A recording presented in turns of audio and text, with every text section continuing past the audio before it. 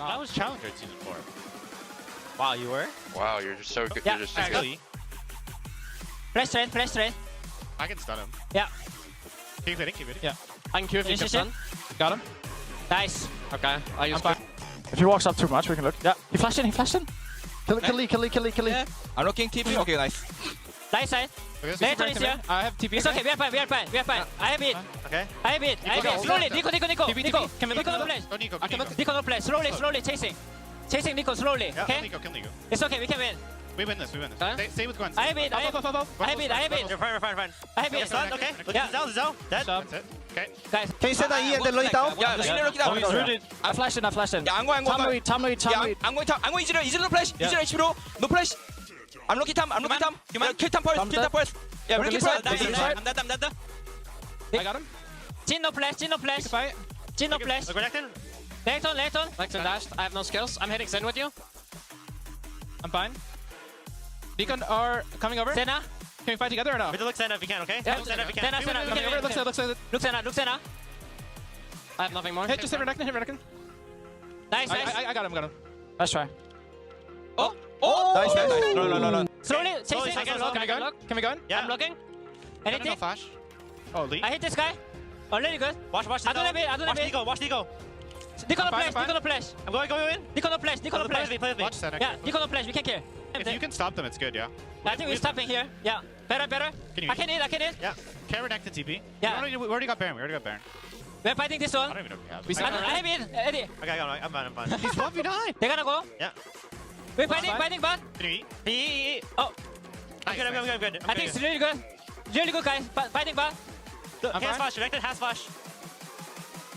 We look Layton. Yeah, I can go. I see. Let's go. Nice. Oh, my bad. Punch man. I need water.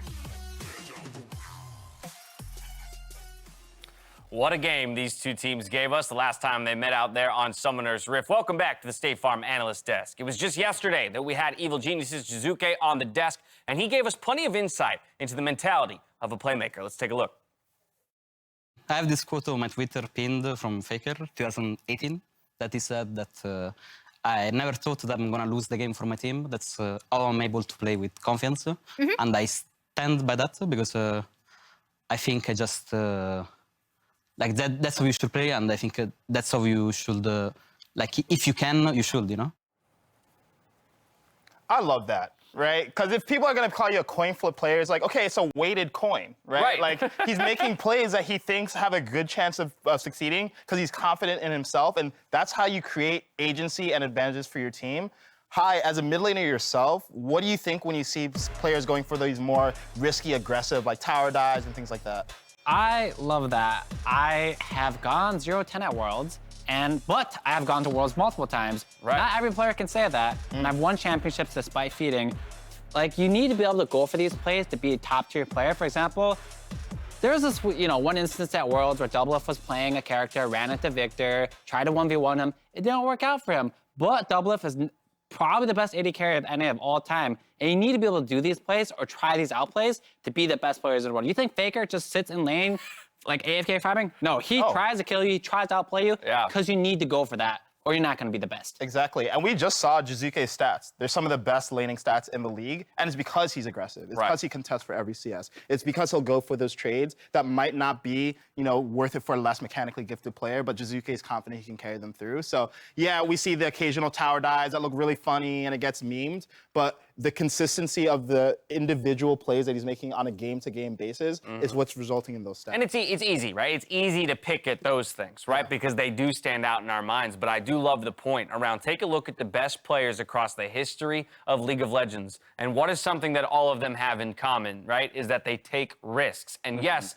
in the times that they become a champion, the risks are paying off. But if you never take the risk, you're just going to be a middling player, for a large portion of your career. And that's what we're seeing here with Jizuke is that, yes, not every single time is it going to work out, but the only way where he might be able to eventually do that on the world stage and in a championship-winning game is if he does it enough now that he is on the winning side the next time it comes around. And while Jizuke, I mean, has been playing phenomenally throughout the summer split, particularly in the early game and setting his team up for success, I think it's important to talk about the members around him and how EG is kind of finally finding a little bit of consistency in both their play and their style. And I look no further than the jungle, which is funny because that was the role that had the most recent shakeup for the team. Yeah, I think Svenskeren bounced back incredibly well from, him being on the bench for Contracts to take a step up. Contracts performed extremely well on Diana, but Svenskeren was like, well, I'm a high-level jungler too, yeah, right? And it was actually Svenskeren who was player of the game last game when Jizuke was on the Silas. Svenskeren was a lot of the pressure coordinating, very early dives, sort of breaking open top and bottom, and providing a lot of opportunities for EG to snowball, which is what they're good at. So I think Svenskeren has looked incredible. Right, and this isn't to knock on Contracts or anything. No, either, right? not at all. They both perform phenomenally in their games. I'd love to see them both in the LCS. I played with the Contracts before in my past.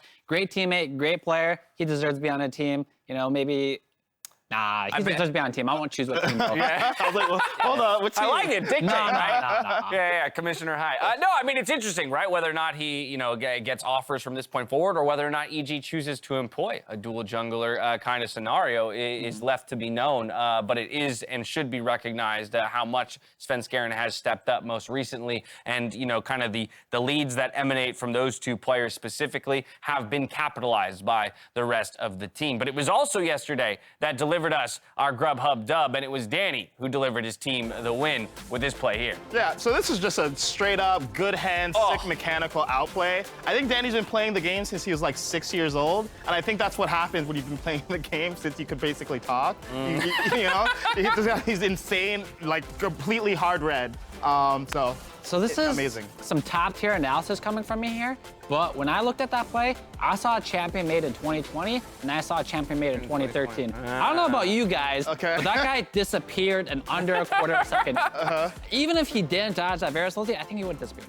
Well, that delivering the win has got us hungry. Download the Grubhub app to order from your favorite restaurants and use code GHFeeds for free delivery and a chance to win a Hextech chest and key. Skip the solo queue and head over to Grubhub's Twitter account. All weekend long, you have a chance to win game time with Meteos and a Grubhub prize pack that includes delivery from a local restaurant and Grubhub Masterwork chests with keys. Grab yourself something good to eat, and we'll catch you on the other side for Evil Geniuses versus CLG. See you here. How is it playing with Meteos? Is that... We may be in a touchless world, but we can still touch people's lives by staying in touch and showing you care. Because now, each time you order online or tap in store with your MasterCard at restaurants and grocery stores, MasterCard will donate to Stand Up to Cancer, 1 precious cent at a time up to $5 million. Together, we can start something priceless.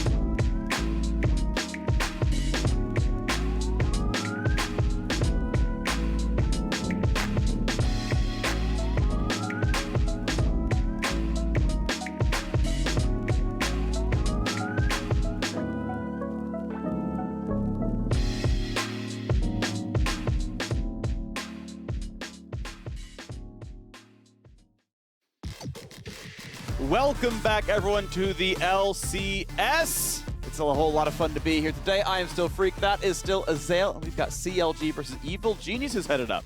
We do. It's going to be a lot of fun. Now, by the way, we are still partnered with the White House to talk about COVID-19 vaccines. It is important that you get yours so that we can go back to the important thing, which is butts and seats. It is available for free. If you're able to get it, please do so. Check out vaccines.gov. Of course, it's in a lot of extra languages as well, Spanish plus many others. So check it out. Keep yourself safe. Keep your loved ones safe. Heck, even keep your enemies safe. You know, sometimes you run people on the street. Yeah. They like you very much. It's okay. You don't get COVID from them. You can bait them into a false sense of security, so you can plot your revenge at the ultimate moment. That's true. Yeah. See? There's so many compelling reasons why you should get the COVID vaccine. It's great. Modern medicine sure is a wonderful miracle. So it's going to be a fun one here today. CLG versus Evil Geniuses. I feel like the conversation around CLG has still been dominated by Champion Select. Yep. And the fact that they are 1-6 in the Summer Split when not playing Galio Vi type of composition. They are 3-3 with that. So my mind still says, hey, the hard engaged team comps were working somewhat for you, because it's been a really, really rough road for them otherwise. It has. It's tough, though, because they also lost yesterday. It wasn't with the Galio comp, but it's kind of like, okay, they went 3-0, then they went 0-3, and teams are starting to adapt a little bit. Teams are starting to take away what they believe to be the important parts, or if you become too obvious, people literally just pre-counterpick your champions, and then you can't just walk into it in the same way. So CLG, it was great that they found some drafts that work for them, but clearly they're going to need more than just those drafts to continue picking up wins. And to me, it's either you need to find different looks that work in the same way that are effective in this meta, or you need to just have completely different strategies, right? And it's one road or the other. I think whatever works is fine.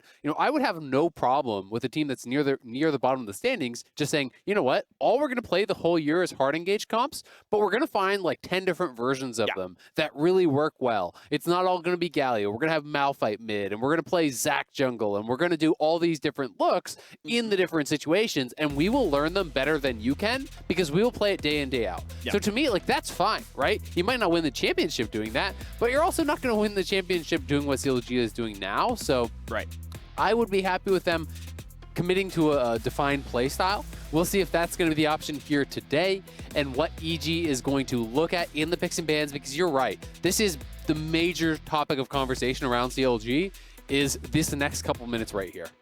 And so, the first few bans have come in per side. The Nocturne, I am really, really sad to see Blue Team ban away Nocturne. I really do believe he is the current strongest pick in the game. You can put him in 3 different lanes, well, 2 lanes in a jungle, but either way, I feel like it trumps everything else in the game. But no, they're going to let Gwen stay up. They grab it right away, and EG are like, well, this is what we thought was going to happen. And they got the Akali Hover ready to go. Yeah, Akali works well for them. Shizuke is a fantastic Akali player. We have seen Impact play it in the past, but it's not always his kind of champion. I think his Akali game, though, was very good from what I remember. I could have a flawed memory there, but it seemed pretty solid. Set going to be even more likely to be grabbed up. We have seen Set versus Gwen played before. That matchup was upset by some jungle ganks, though, when we cast it yesterday. And the Rek'Sai ban that we saw yesterday is on the menu. Okay, you talked about different champs. I am happy that CLG say, look, there is the meta game, there was everyone else plays, and here's what we play. Broxah brings out the Rek'Sai. Quick tech for Rek'Sai players out there. By the way, most of you don't know this, Emax on Rek'Sai. It is way better than Qmax. You're welcome for the 3% extra win rate. Just max the tunnels, it's more damage, it's more mobility, it's the better Rek'Sai build. She's really good if you max the tunnels. Rek'Sai for Broxah should be doing the same. Gonna be interesting to see what he does with that. Already, I'm imagining you pick Gwen first, you go towards the Rek'Sai. If I am a top laner against this, I'm like, oh god, they're coming top. Because Rek'Sai has some really good gank paths. They have the ability to go over walls and avoid wards in a way that a lot of other junglers can't. You know, the main one that I always think of is Zac alongside the Rek'Sai, who can kind of just hop over the wall, tunnel over the wall. So will be interesting to see if Impact can be picked on. I would say if there's a guy in the league that you want to be going up against this, it's probably Impact, because he's so good at playing weak side, at minimizing loss even when focused. So EG are set up well with both the set pick and also the person piloting the set most likely to be able to handle that.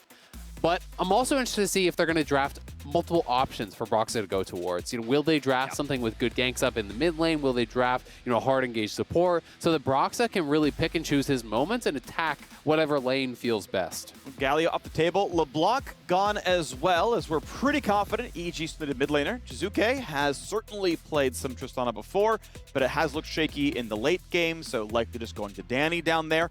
Obviously, with the Thresh ban, we weren't expecting to see any Aphelios or Jinx as a result of that one. As it seems like that's the pairing that everyone wants to play. Yeah. And they won't play those champs without the extra appeal for the support, so off the table. The Thresh ban has just kind of gained value because TK was the other pairing, and that's just not really being played in that role anymore, at least at the pro level. So. Okay, they're doing it though. Okay. Lucian mid, Marksman mid, so Diana going to be the only magic damage here for EG. Very interesting. I mean, you could theoretically go range support, but generally not going to bring much damage from that role in pro play either way. So it will be up to that. Diana is a power farmer, can work really well there. Nautilus would make some sense. More gank setup for Broxah here. There are a number of squishy champions that you can dive towards, and I would honestly love something that has great gank setup against the Lucian. You know, even something like the Lissandra that we've seen can, I think, be very effective in actually locking down and setting up on the Diana, the Tristana, the Lucian. Any of these champions are very squishy. Any sort of CC plus a Rek'Sai with any amount of gold generally equals a kill in my experience, so wouldn't mind seeing something a little bit out of left field, you know, one of the specials that CLG has brought out in the past, but instead it will be the Azir, so it just feels like basically standard League of Legends with a Rek'Sai kind of just slapped in there, and I'm not as convinced by this. You know, maybe Broxah will just have an incredible Rek'Sai game and it will really pay off, but I do kind of like when they over-index towards one style, right? I just think that now you have a Azir where it's like, well, you can't really gank the Lucian that easily unless he's way over pushed up or maybe post level 6. You do have the Nautilus for setup there, but they're going to draft a fairly defensive bot lane, Braum plus Tristana, so that limits your options as far as ganking down there. And then, if you can only go top, well, guess what? They're going to ward around it. They're going to try to play around it, play relatively defensively. Gwen can chase down something like the set, but the set to die to this gank has to be kind of pushed up, because you don't have any sort of CC coming through from the Gwen. It's more just about chasing down the set in the long lane. So I'm not sure that they've really created the best draft for Broxah to be successful on the Rek'Sai, a champion that still, like the old days, really does have to play from ahead. You kind of have to snowball. The utility is very poor compared to a lot of these other junglers. You just have the one little knock-up, so you got to get ahead. You got to be dominating in the early game to really have as much value as someone like the Diana is going to have. Of course, so specific interactions to talk about with these champions. So Rek'Sai, of course, if you don't know, as long as you're burrowed, you just right-click on them, and as soon as they're in range, you'll get your knock-up. So you can't, like, be smart about it and, like, Braum W over or Lucian dash over and, like, not get caught, because if he's clicked on you, it's going to happen no matter what. However, the thing I'm looking at, though, is Broxah basically has to flash knockup if he wants to catch set, because otherwise you're tunneling forward, and he's just like, well, Facebreaker. I've stunned you, and I'm going to walk away and be out of knockup range now. So Broxah basically is going to have a really hard time ganking impact without the flash. We probably see a level 4 flash gank top, and maybe that's going to be enough for them, but that's kind of what we're looking at here, figuring out if he can get any of the ganks off. Finn is not running Ignite, by the way. It is TP flash on the Gwen. We are on the Rift. Let's see who's going to come away with this one. CLG hoping to find their way going up in the standings. They have been down somewhat here in summer. Pretty interesting to see Turtle actually going for Exhaust. So it's Ignite Exhaust bot lane here for CLG. They want to bring the Exhaust to be able to answer the Tristana, but they still want the Ignite for the kill pressure. So they are trying to go for a much more aggressive setup. And I think it's going to have a lot of value in this game, you know, because even once you're out of lane, having Exhaust for the Diana can be really, really high value. So I think it's a pretty smart adaptation, gives them some more potential power in any sort of all-in 2v2, or if you do want to call Broxah there and try to force, might be better set up to succeed. I will say one of the big things is Exhaust really, really fits the combat pattern against Tristana, especially with the Hail of Blades. You're going to block the auto attacks and the explosive charge, or she sits there not doing anything for a really long time to wait at Exhaust, and you're like, well, I functionally stunned you with my Summoner spell. None of those do that. This feels good too. So it really does fit the combat pattern nicely. You mentioned Diana. I agree. That's also front-loaded kit. Yasuo's one of those where you're kind of blocking all the damage all up front. So I like this a lot. I think you'll actually get more total health back through Exhaust than through Ignite. And we get to watch. Are they going to invade? They're sticking around, but not really. Just a defensive ward that's not getting swept. Jizuke looks like he's going to go and put his trinket down and just the very last second. And he's going to just walk into the Azir, take a little bit of damage, and just auto him back, take the Q, and look, he won the trade. Yep, nicely done there by Jizuke. So just trying to threaten, I think, on that start. And it actually, I'm not sure if this was a pre-planned route or if they did dissuade it by threatening the invade, because Braum, wow, Finn wants to fight right away. Says, you know what, screw it, I will flash to auto you, get some decent damage down. But does that force, because here's the thing, if he's not going to get yanked in 5 minutes, that flash clone doesn't matter. But he's, pushing Impact down for now. Yeah, well, I still think it's pretty good if you actually force him to recall, but because it has so much regen and he still had the potion, plus he has the Doran shield, you need subsequent damage. You still actually need more. If you can make him recall without a buy, that I think is worth it to actually play aggressively like that. It's obviously a longer cooldown than the Ignite, but you've got to be able to force him back to base, and that has to have the follow-through. Otherwise, Set is just going to slowly regen back to full. Sure, and so we'll see if that means absolutely nothing, and maybe Finn gets punished. Worth noting, Broxa managed to path around the Trinket Ward, so went for the Wolves into going bottom side, into red bump. You just saw the missing ping, by the way. EG's like, look, this guy's not on Raptors, by the way. Probably top side. Probably Wolves, like blue to top, so hey, be careful, Impact. They should not expect Rexa to be bot now. This is a really good highlight from you. I think it's interesting. It is obviously a much less efficient path, so that is the trade-off. But he knows he's got to get something done early, and it's going to make him fairly all in, it feels like, on this first gank. I'm assuming he's going bot because he did this kind of clever path. This will get him level 3. Really creative path here. And they got a hard commit with the Ignite Exhaust. They got to get a kill now. Okay, based on that movement, you now know you were on a ward. They put it in the river. Sadly for Broxa, he's not going to get a play. He stays in the brush, walks out. Now this is definitely fully known. They even know that he's heading towards this side of the map. But sadly, Diana started bot side, so Broxa will not get a single camp. He gets a ward and nothing else.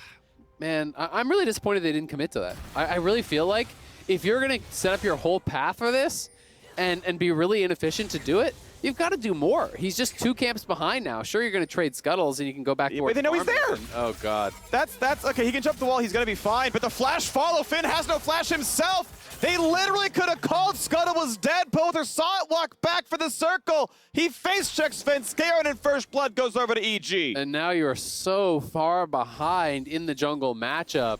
You sacrificed multiple camps to actually get down there, do this inefficient path. It was clever, but EG played well around it. They just backed it up. There was no commitment to the play. They didn't actually go for it. Maybe it wouldn't have worked out either way.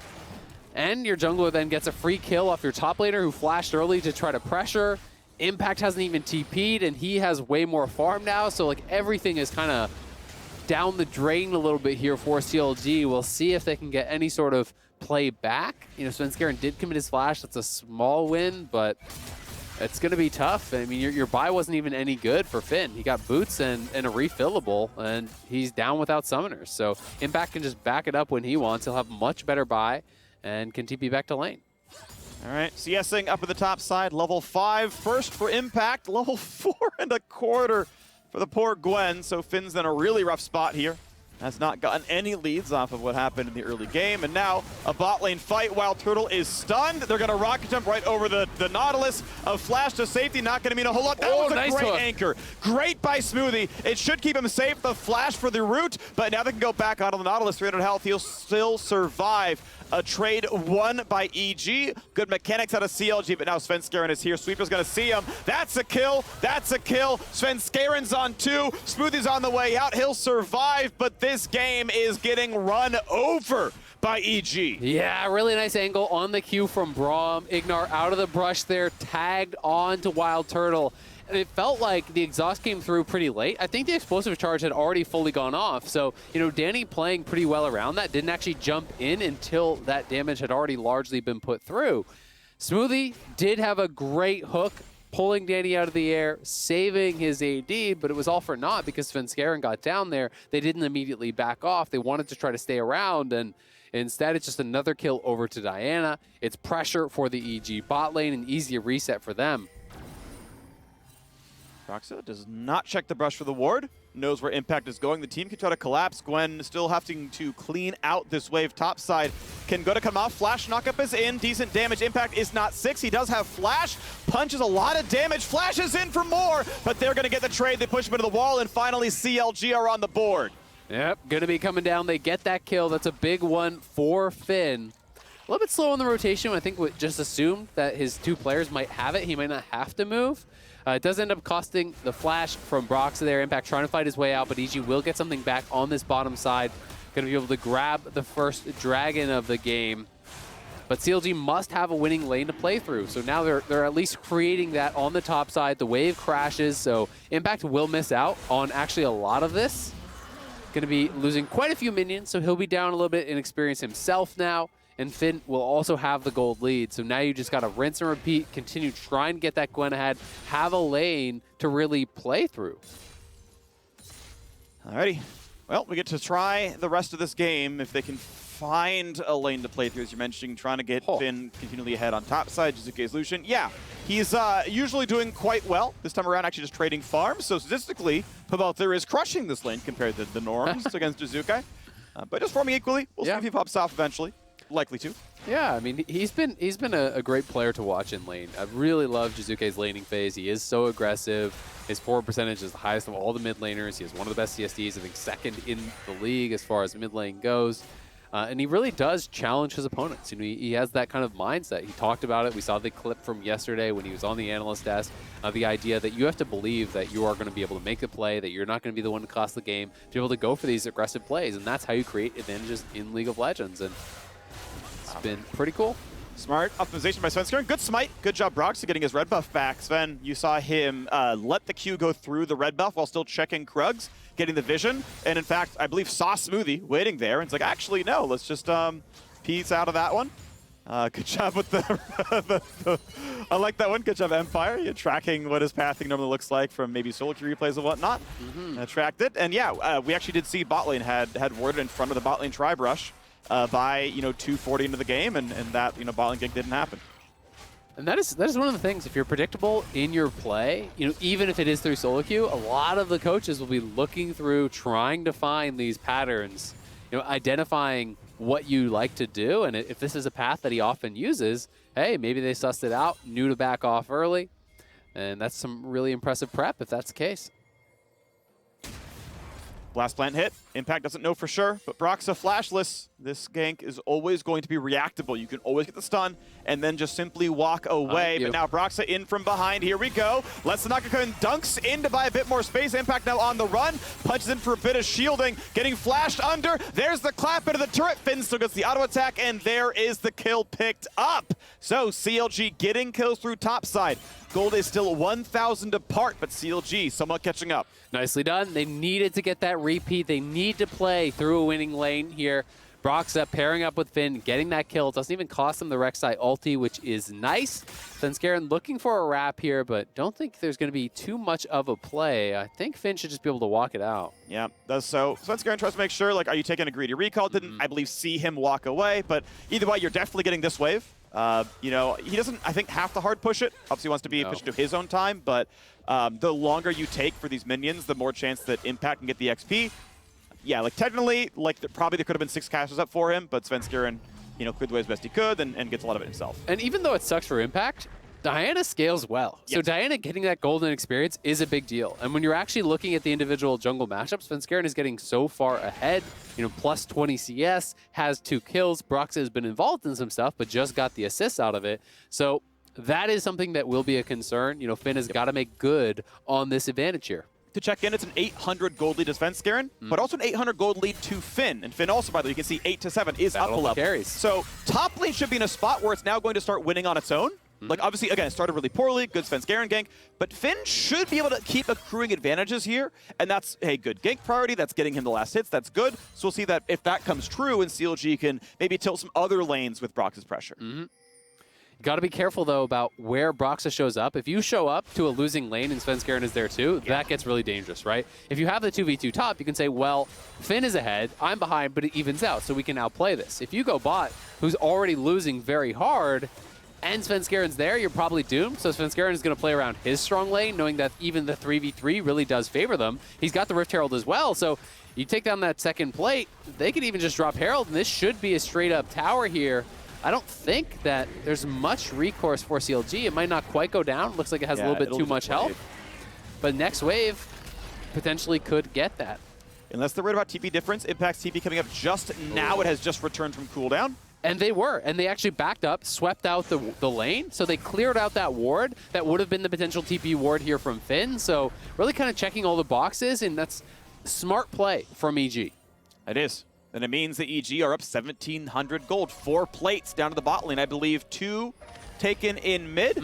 Top's only down 1 plate to CLG's favor, so certainly, yeah, getting more out of the turret game. You look at CS, obviously that's looking really good for EG in most places. As you mentioned, CLG has that 1 point of pressure, that 1 lane with more gold earned, and the other 4 roles are EG favored. Absolutely. They're also getting the objectives. Second Dragon going to be going down here in a pretty quick timing. With Turtle not having his support there, that tower is just gone. The rich get richer. Danny already fairly ahead now. Going to be having that first turret gold in his pocket. I mean, they're on pace for, you know, potentially a 22, 23-minute soul, which is ridiculously fast. It's also going to be Ocean. Round 3 top side. Finn gets a bit of the ulti across. Here we go. Impact has ult. Will it be enough? When's the facebreaker come in? There we go. Dunks back towards the turret, but has not gotten aggro yet. Stunned up. Shield comes in. Rek'Sai ult to immune it, and just no one pulled aggro. The stuns did not matter. 3 kills top side. 1 finally back to Broxa. 2 plates taken in the top lane. That's some more gold in the pockets. Finn and Broxa kind of got a 2v8 this game. Yep, really well played. You know, you will give some credit to the Azir as well, who has been kind of holding in there. He's down on farm, so, you know, can get in there and potentially mix things up, but a nice dive. And I think the setup was quite good.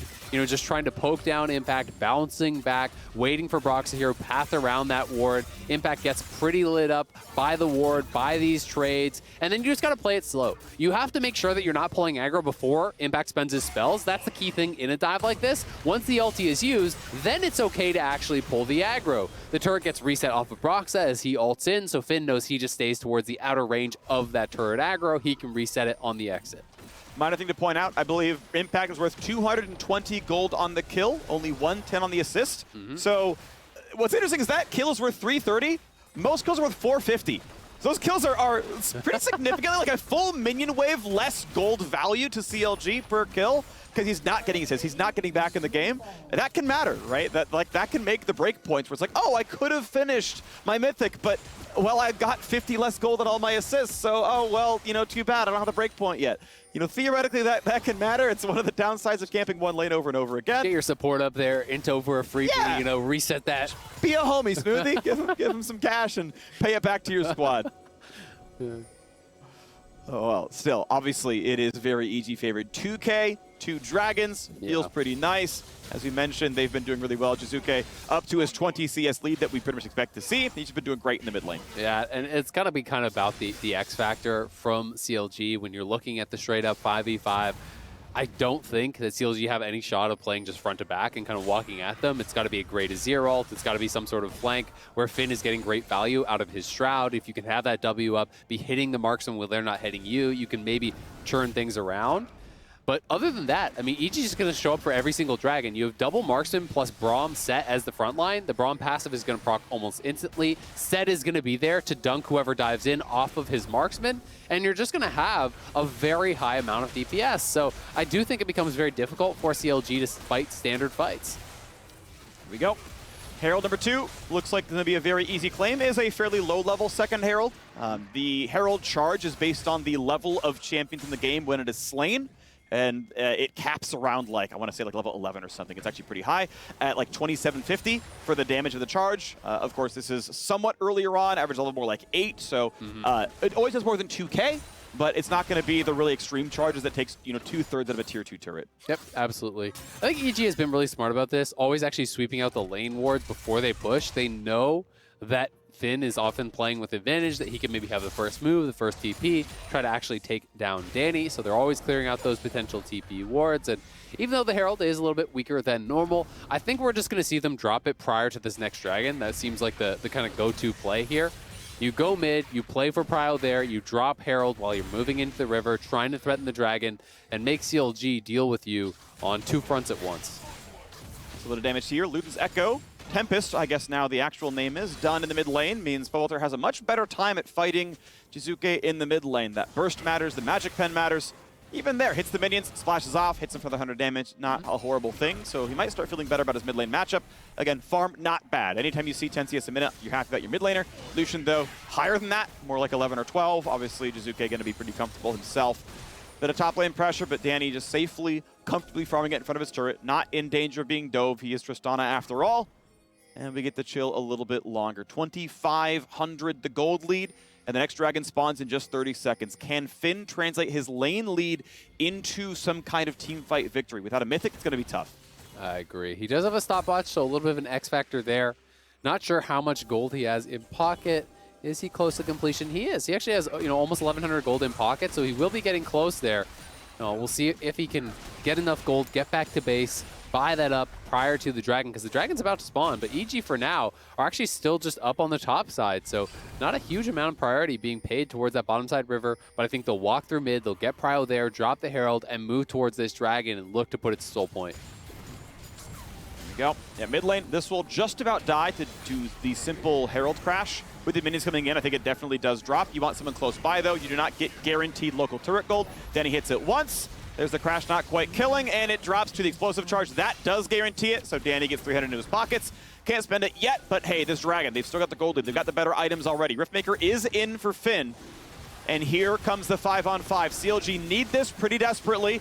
Finn over the wall, ready to take the fight. Anchor's going to miss. Smite fight could be soon. In the front is Set. Big damage. Smoothie gonna drop to explosive charge. Smite comes in. Broxa claims it. Svenskeren burns Azonia's hourglass. And now dunked backwards is Finn. Gonna try to stay alive, but he is stunned and he is going to die. Double kill is in for Danny. 900 plus gold earned for the team as a trade for a single dragon. Yeah, Finn tried to play it well. I think he did a good job actually pressuring Svenskeren, attacking from that bottom side, but all of EG collapsed onto him. The rest of his squad could not fight through to actually join up with him.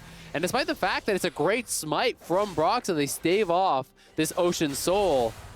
It's still a rough look overall as the PD is now complete. Svenskeren, can he get taken down? Wants the 1v1, knows he's no Zonias, knows he's no ult, gets the combo, ults across, yes!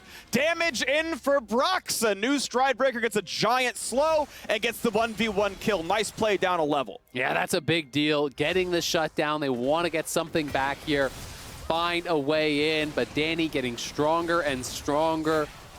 They won out in the 2v2. He got the tower gold. He's gotten a couple kills now under his belt. And this is kind of back-to-back games that have looked pretty good for Danny. He had a great Aphelios game yesterday. We can watch this one again here. A lot of it is about the flank from Finn, trying to come in from this angle, trying to pressure the jungle. On the other side, you can see Smoothie did actually miss that hook. The Braum passive comes through. You just get knocked down immediately. And then once he's down, it's all of EG just kind of collapsing down. Well, Jizuke is actually zoning the rest of the CLG members out with the culling. They collapse onto Finn. He doesn't really have a way out.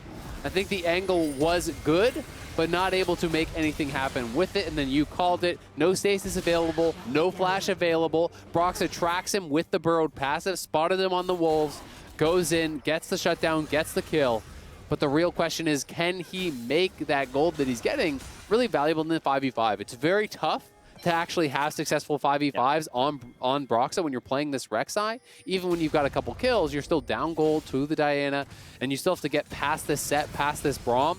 If the Rek'Sai starts getting strong, really all Impact needs to do is every time he burrows in, you just dunk him back out into his team, right? And there's no secondary entrance really then for the Rek'Sai. Alrighty, looking for continued team fighting though. Almost 4,000 now. The gold difference as EG knocked down their third and final outer turret. Top laners can battle. Finn though, only equal level to Impact right now. Looking at the two of them, still half a level up, but hasn't got the break point right now. And now Baron started instantly on 20. Turtle's bot. And They can't do not know. They do not know. They don't have the vision. Well done, Evil Geniuses. Mid pressure, top pressure, and now CLG walk over. They'll walk in too late. Broxa sees him. There is no way he smites this in time. Finn gets some vision. Not going to get the snipe. Ulti not going to matter here. And it's time to just run away.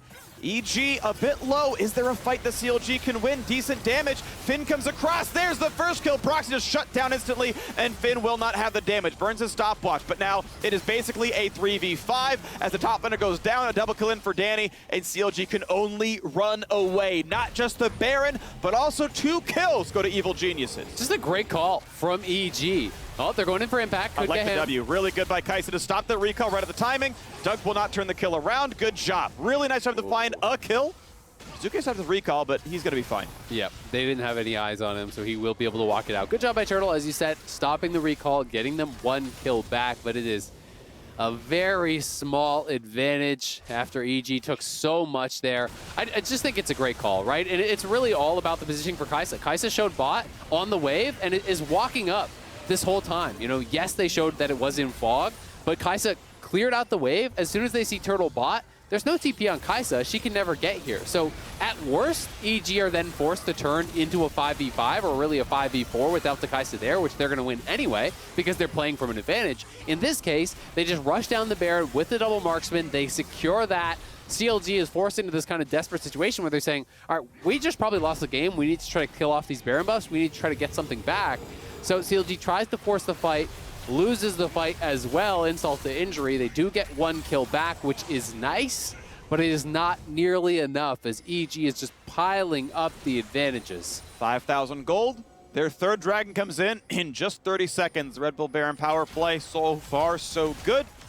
Not yet going for the tier 2 turrets though. Manicuring waves a little bit. Looks like they're going for the very safe dragon play and then siege afterwards. And we're seeing even more popularity with this Anathema's Chains. From Ignar, a lot of support players are prioritizing this, even over the Mythic we've seen at times. So going to be grabbing this up. I would suspect they're going to be marking Pobelter, trying to reduce a lot of the damage coming through from the Azir. Of course, Turtle could be an option there as well, but Braum dealing pretty well with the marksman. So it's an interesting buy. You know, really shuts down the ability that one person kind of has to deal that damage to you. All right. Well, gold pretty close among Finn, Pobelter, and Wild Turtle. We'll see now as Ignar walks to the front line, puts the shield up. Ulti comes across on a 2. Decent damage now, and Pobelter gets away, but certainly Broxah cannot. Caught in the team and just dies. Svenskeren now to join the bottom side push. Juke just simply on the split.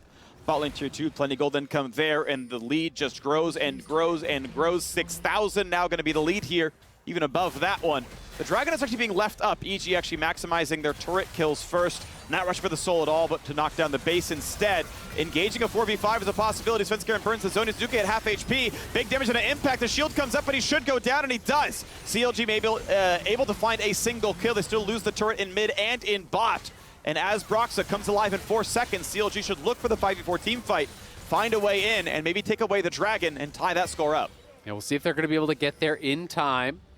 EG look like they want to just try to rush down the Dragon, go take the Blast Cone as 4, just target that Dragon. There is some risk to this. CLG should try to just rush over there and force if they can. Impact's going to be dead for 15. This is probably your best shot to get something, but it just dies instantly. Yeah, really good damage. It just burns down too fast, so even though the ward comes down to see him, it's like, actually, even if we flash, they get away. So no play to be had. EG able to ultimately trade a kill for a kill. They knock down tier 2 and tier 3 turrets in mid and bot. They still got the Dragon on the way out, and that's a pretty good Baron power play. Absolutely. Got a lot of gold here. CLG pushing them back. The critical thing was the tower never got finished. You know, if someone could have actually gotten a couple more hits in there, finished off that tower a little bit earlier, I think EG could have actually committed to the fight, but the tower stays alive. CLG engaged just in time to push Jizuke back, and with those carries moving up on him, he had to kite back. The tower survives. Lots of shots come out, get them that one kill, but it is just Impact going down. And honestly, he doesn't really matter at this point. He's been focused the whole game. He is behind, but he's going to play his role. The carries stay safe, and they are ridiculously strong at this point. An entire Lord Dom's is essentially ahead here for Danny. You know, he's got the BF plus that, so really that kind of equates with the gold that the Last Whisper costs, and he is just very, very rich. A full 3,000 gold lead on Tristana, and well itemized to kill anyone he wants to. It's going to feel really good right there. Finn in the side lane up against Impact. Once again has his level lead. Ult comes across, does not sidestep the punch, but doesn't seem to need to. Just Drain tanks it back up. Impact gonna go for the dunk into the wall with a turret in range, but Finn should finish the kill. Gets stunned again. Turret is warmed up. He has to run pretty fast. Jizuke gonna be in range, gonna knock him down. And a good trade kill, good TP to get it back. It's a good TP from Jizuke, but really, honestly, a good play from Finn, but it's the engaged mid lane. Zhonya's going to mean nothing. Pobelter will still die for this one. Danny is on top. Svenskeren actually grabs the kill anyway. And now Smoothie has to flash to stay out of range. Ignar gets a slow, but nothing more than that, as they can't get in the range for the rest. So 2 for 1 the overall fight. EG come out ahead. I mean, it's just tough. You realize how bad of a spot CLG is in when your solo laner gets a 1v1 kill, draws the other solo laner's TP, and then your team dies in the 4v3. Yep. Right? You know, you're just not able to actually play the map, and that's the situation they're in. Pobelter was with the squad. It's a 4v3. You still end up dying. They're going to take inhibitors off the back of this, so CLG's good play from Finn just really doesn't matter whatsoever. All right, well, off we go. to the other side of the map. Baron is up in 14 seconds, and the gold lead is 7,000. This is a gigantic one. EG have continued to accrue gold lead after gold lead after gold lead. It has grown over time. This graph is just up and to the right for EG. And CLG, the best they can do is put a couple wards down, see that the Baron setup is happening, and try for the desperation play on Impact. He has flash, he burns it now. Ulti is up on top. There goes Wild Turtle, big damage. Big spike comes in, the punch is there, but no ulti for Pope. They don't go for the bigger play, as now the front line's ready to fight. Diana shuffled out, but Danny's ready to kill absolutely everyone. 1 for 1, 2 for 1, and the Tristana is still alive so far. Ignar frontlining, and they're gonna start burning people down. Finn burns Azonia's Hourglass, but he's in a 1 versus 4. Flash to deal some damage, and it's not going to matter. A stopwatch keeps Ignar safe, and look at that. It's 3 dead on CLG and only 1 traded back. Yeah, and you can see the assist pings. They want to go towards mid. The supers are there. 30 seconds on Pobelter, 40 on Finn. And this should be it for EG. There we go. The wave going to be cleared as fast as possible by Turtle and Broxa. 3 caster minions, and the next wave, by the way, really far away, but Bot is pushing in as well. Someone's got to int to knock down the minions, I feel like, or you're going to lose just before everything spawns. 8 seconds still on Pobelter. TP comes to keep the minion alive. They're going to lose both turrets first, and Broxa tries to get a bit of damage, but gets absolutely nothing. Tries to run away, tries to get out from Impact, but he gets pulled right back in. There's the last turret. There are 2 kills, and now as CLG respawns, it's not going to be enough. Danny jumps in for even more. A triple kill for him. The Nexus falls in sub 28 minutes. Evil Genius is demolished CLG. Danny just Goomba stomping them at the end, jumping on their heads, taking them down. EG running over this one. You can see everyone offering their condolences to Impact. Sorry, bud, wasn't a fun game for you. Yep. But the rest of the map was dominant. Start to finish, doing very well mid lane, always had the push. The bot lane winning out in the 2v2. Svenskeren, another great game. He just seems to be so on fire this weekend, yesterday and today, always in the right place at the right time, finding the ganks when he needs them, finding the counter ganks and the coverage when his teammates need them. And EG just played a very, very dominant game. They did. Nicely done by them. Sadly for CLG, they had some good looks. You know, the draft looked like, okay, we're going to play around Finn. He's going to get big, like, and then we can follow up, right? We thought also someone in the back line. He goes in. Hey, if Kais is going to follow up, maybe that's possible as well. You know, finish the setup, whatever. And yeah, everyone else is pretty safe. Like, it's hard to get Azir out of lane. He's really safe. Generally speaking, you're not really going to punish the Kai'Sa too hard in lane there either. But at the end of the day, though Finn got ahead, everyone else in EG was just farther ahead, and they won the team fights, and they did it really, really well. So we are headed to a break, but on the other side, the Tigers will be talking with Svenskeren in a Verizon post-game interview, so we'll see you soon.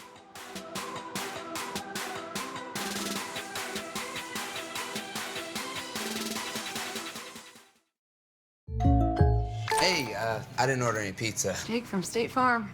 After you saved me so much dough on insurance with that Parker promo, I devised a promo for you. Here's the deal, Parker. State Farm offers everyone surprisingly great rates. Yeah, right. Pepperoni pockets, an atomic brownie, cuckoo crusty. There's no promo, it's just great rates. And a cider ranch. You're the man. When you want the real deal, like a good neighbor, State Farm is there.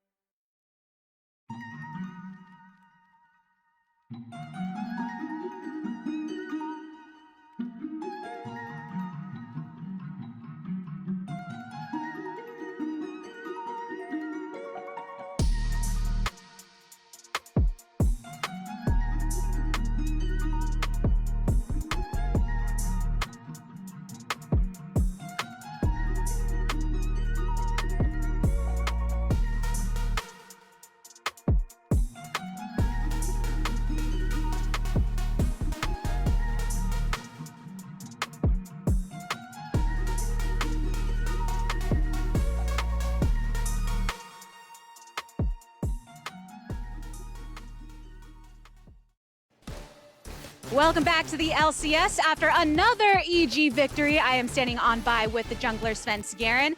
So I know when it comes to CLG, maybe we don't always know what to expect in their draft, but I want to know what your reaction was to the Rek'Sai here today. Yeah, so the Rek'Sai caught me off guard a little bit for sure, because nobody's really playing Rek'Sai right now, but it's just, yeah, kind of a cheese pick where you just need to be careful of the early game, and if he doesn't really get anything off in the early game, then it should be a pretty free win. So yeah, that was just what we had to make sure we don't give him free kills. For sure, a pretty clean win from EG. We were also talking about how clean y'all looked yesterday after your victory. You did have that one game where you weren't with the roster, and then coming back, it just feels so refreshed. Can you tell me about the development of your comms and synergy as a squad? Yeah, I mean, we've just been working hard, I guess. I don't know, there's not much else to say. I mean, yeah, we got kind of a 6-man roster going on, but I mean, I'm just gonna try my hardest to do, because I want the starter spot, obviously. I mean, I think Contracts also wants the starter spot, so we're both just gonna be working as hard as we can, and obviously, like, whoever's playing the best is gonna play on stage, and that's how it is. So yeah, I just like how we're playing right now for sure, yeah. Yeah, well, I think you have a lot that you can feel good about with your performances during this week thus far. We have been commending you on the desk for how you are able to add to the cleanliness of the squad. But moving forward, being that you are on this 4-game win streak, has there been a change in mentality or just a general kind of invigoration that has come through the squad having so many consecutive wins? Yeah, I'm not really too sure. I feel like we can still lose against the bottom tier teams, and just like classic EG, we can always lose, but we can also always win. So I wouldn't feel too confident yet about being a top tier team, but obviously we're just gonna try our hardest, and yeah, hopefully we can be top, 4 by playoffs, and that would be really nice, yeah. Always delivering bangers, though, nonetheless, here on the stage. Sven Garen, thank you so much for stopping by Thank you. That game. We are going to roll into the rest of our LCS plans for the day. Time to head over to the State Farm Analyst Desk to get you right and ready for our next matchup.